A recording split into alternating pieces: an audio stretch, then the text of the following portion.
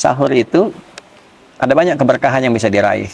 Di antaranya makan sebagai sunnah Nabi Sallallahu Alaihi Wasallam. Bagi orang-orang yang menginginkan lebih, sahur plus. Ya, plusnya adalah mengisi ruang-ruang di waktu sahur dengan istighfar. Setelah sahur, sambil menunggu waktu subuh tiba, perbanyak istighfar.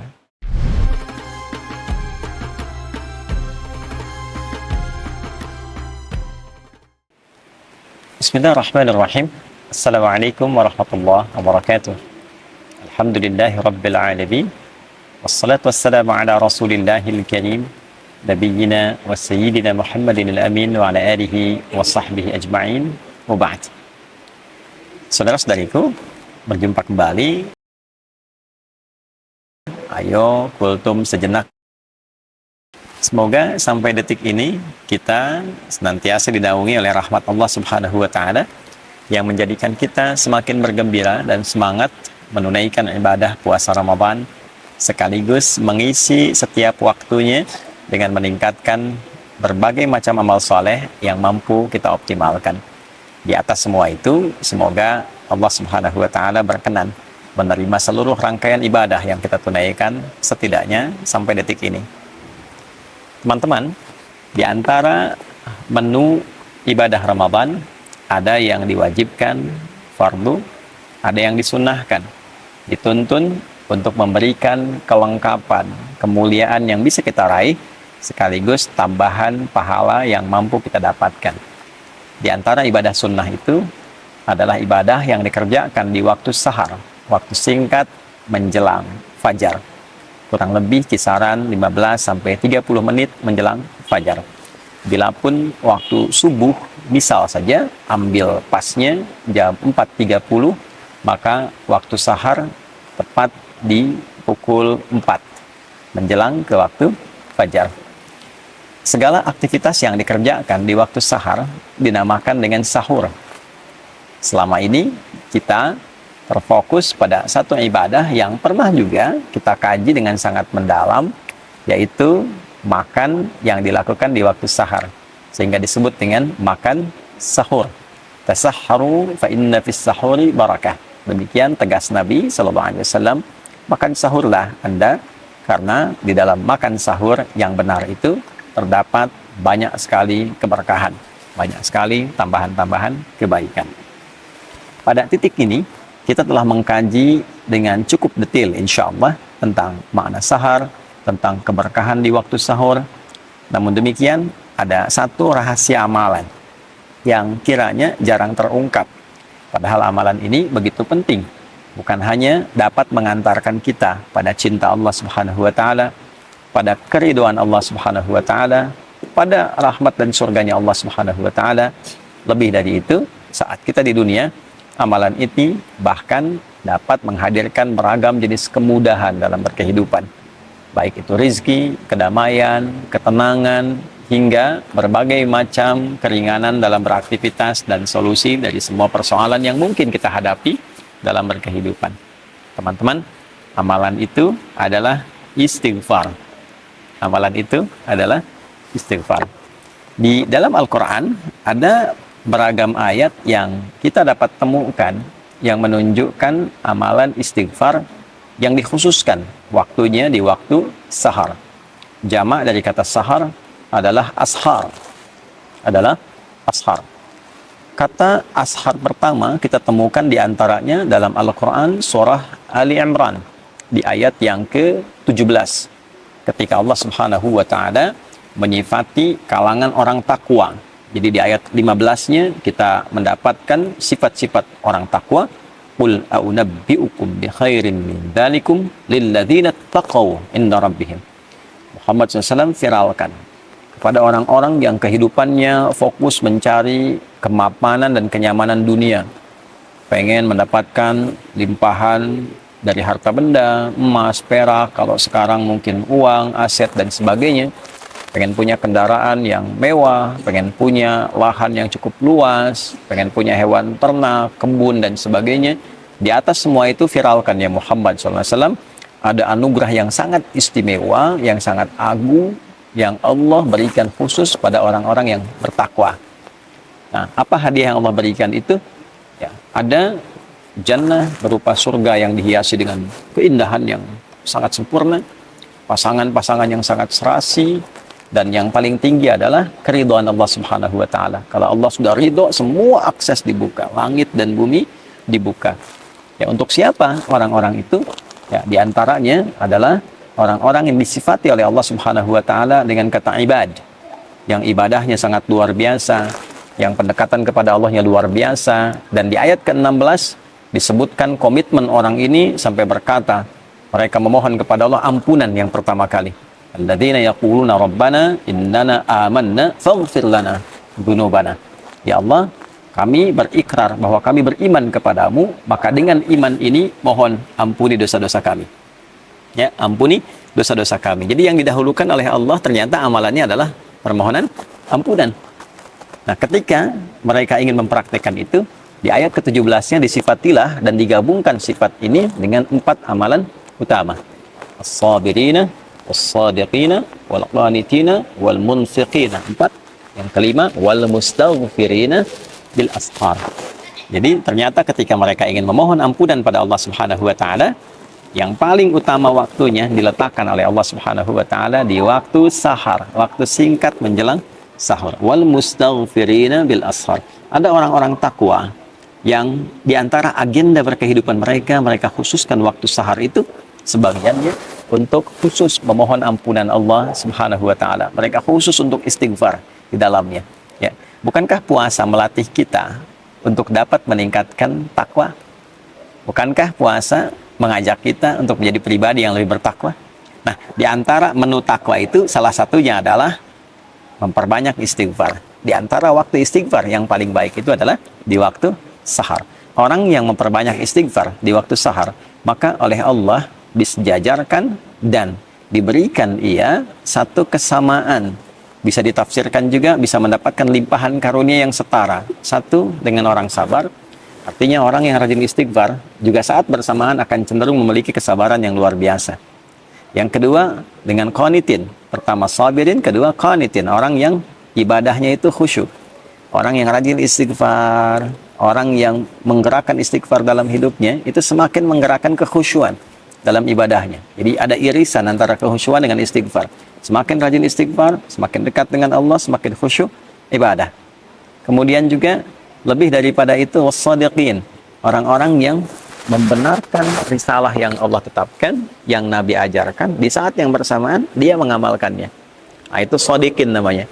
Dia yakin ketika Allah berfirman, misalnya, ya, wa aqimus shalat, tunaikan salat. Dia yakin salat itu ada kebaikan, kebenaran, saat yang bersamaan dia kerjakan juga. Karena ada orang yang paham Islam itu benar, Islam itu bagus, tapi tidak mau berislam. Ya. Ada orang yang paham salat itu benar kok, mendekatkan diri pada Allah, tapi nggak salat. Nah, ini tidak masuk dalam kategori shadiqin. Shadiqin itu yang membenarkan sekaligus mengamalkan. Kemudian setelah itu munfiqin, ya, yang gemar berinfak, gemar berinfak. Karena itu ada korelasi antara istighfar dengan peningkatan harta benda. Dan peningkatan harta benda yang diawali dengan istighfar nanti arahnya ibadah, bukan mewah. Bukan saya punya harta untuk membangun dunia, bukan. Ya, dunia itu akan ikut. Tapi kemewahan yang didapatkan itu untuk mengisi ruang-ruang akhirat yang telah Allah siapkan untuk kita. Itulah sebabnya kalau kita ngaji di Quran surah Nuh misalnya, ayat 10, ya, maka kita dapatkan faqultu astaghfiru rabbakum innahu kana ghaffara. Ya, Nabi Nuh mengatakan, saya menyampaikan pada umatku, kalian banyakin istighfar. Kalau sudah banyak istighfar, Allah punya sifat memberikan ampunan bagi hamba yang senang istighfar. Sifatnya disebut ghaffar. Kalau Allah sudah berikan ampunan, apa yang terjadi? Yursilis samaa 'alaikum bidrara wa yumdidkum bi amwalin wa banina. Ya. Jadi Allah akan kirimkan, curahkan banyak rahmat. Yang kering, tandus, hujan dikirimkan supaya gembur kembali. Jadi kalau ada yang tandus, yang kering, tidak berkembang, nah salah satu amalan zikirnya dalam Quran tuh banyak istighfar. Tobat semua penduduk, minta ampun sama Allah, nanti Allah turunkan hujan. Ya, makanya di antara istisqa itu kan ada kaitan dengan istighfar. Kemudian wa yumdidkum bi amwal wa banin, harta oleh Allah dilimpahkan, keturunan oleh Allah disejahterakan. Karena kalau sudah istighfarnya bagus, dekat dengan Allah, dinilai pandai mengelola kehidupan. Harta dititipkan berapapun banyaknya pasti benar. Digunakan ibadah, gunakan infak, ya. Nah, makanya kalau ada orang diuji oleh Allah, ingat itu ujian loh, dihisab, ya. diuji dengan kekayaan, nah, itu bukan untuk menaikkan dan mengupdate status secara sosial. Bukan kebanggaan dulu yang dibawa, kaya nih, bisa mengatur ini, itu. Tidak. Sama saja dengan titipan ilmu, titipan tenaga, kedudukan. Itu modal untuk ibadah, instrumen ibadah. Kalau dengan ditambah belum dekat, ditambah belum bisa ibadah, nanti mesti hati-hati, ya. Nanti bisa berganti menjadi istidraj, itu bahaya. Ya, penambahan harta yang tidak mampu mendekatkan diri kepada Allah. Jadi istighfar itu kalau benar dikerjakan memudahkan datangnya rezeki.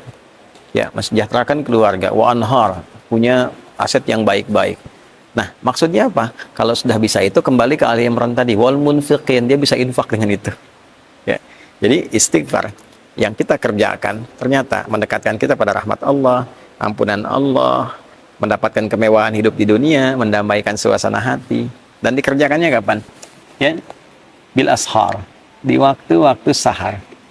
Kalau kita dapatkan itu di Quran surah ke-51 misalnya, ayat 18. Itu kan rangkaian dari 15 ke 18. 15-nya menunjuk amalan orang takwa. Innal muttaqina fi jannati wa 'uyun, akhidina ma atahum rabbuhum, ya innahum kanu qabla dzalika muhsinin. Kanu qalila minal laili ma yahja'un. Sampai 17.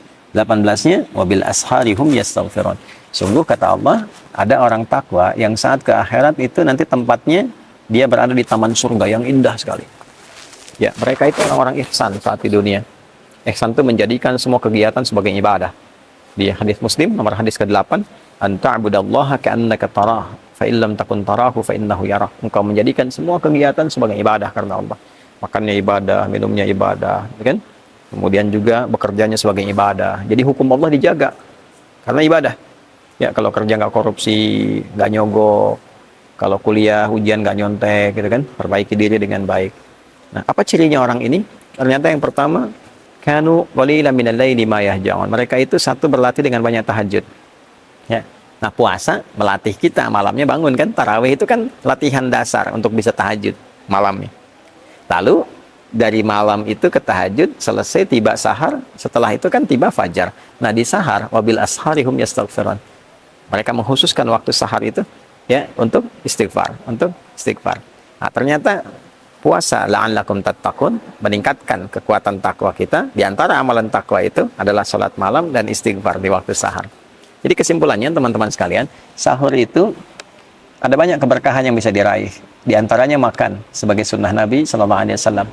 Bagi orang-orang yang menginginkan lebih, sahur plus. Apa plusnya? Ya, plusnya adalah mengisi ruang-ruang di waktu sahar dengan istighfar.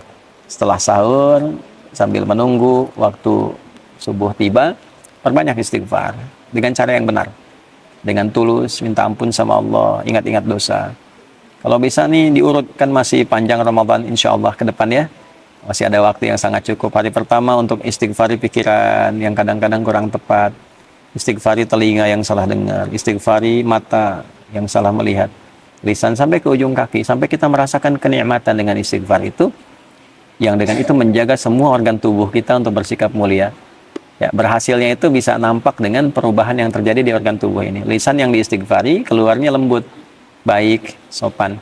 Telinga yang diistighfari ya keluar hasilnya itu mendengarnya yang baik-baik. Pada yang tidak baik rasanya sudah kurang nyaman. Gitu ya. Nah, demikian sampai ke ujung kaki kita, sampai kita menjadi bagian insya Allah ibadah rahman hamba Allah yang disayang oleh Allah Subhanahu wa Ta'ala. Nah, itulah bagian dari kegiatan-kegiatan yang bisa kita isi selama Ramadan yang selama ini mungkin tidak banyak viral di kalangan masyarakat.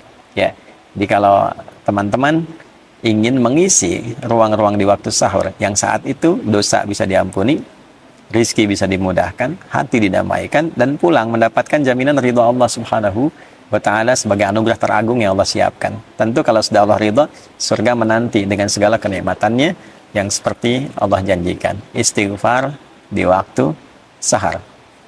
Astaghfirullahaladzim, astaghfirullahaladzim, astaghfirullahaladzim, alladzi la ilaha illa huwal hayyul qayyum wa atubu ilaih. Saya mohon ampun ya Allah, saya mohon ampun ya Allah. Ya Allah, Engkau Tuhan satu-satunya aku sembah, aku pertuhankan, yang selalu tidak pernah putus mengawasi dan memberikan rahmat-Mu kepadaku. Aku mohon ampun selama ini banyak berbuat salah, berbuat dosa, melanggar ketentuan. Ampuni dosaku ya Allah. Minta ampun, minta ampun. Mudah-mudahan dengan itu berkah hidup kita terjaga dari berbagai hal yang tidak Allah sukai. Semoga Allah menerima amalan kita dan memberikan kemampuan kepada kita untuk mengamalkan apa yang telah kita pelajari. Subhanakallahumma rabbana wa bihamdika asyhadu an la ilaha illa anta nastaghfiruka wa natubu ilaik waj'alna min ibadikal mustaghfirin waj'alna min ibadikal muttaqin wa akhiru da'wana alhamdulillahi rabbil alamin. Adi Hidayat, Mira. Assalamualaikum warahmatullahi wabarakatuh.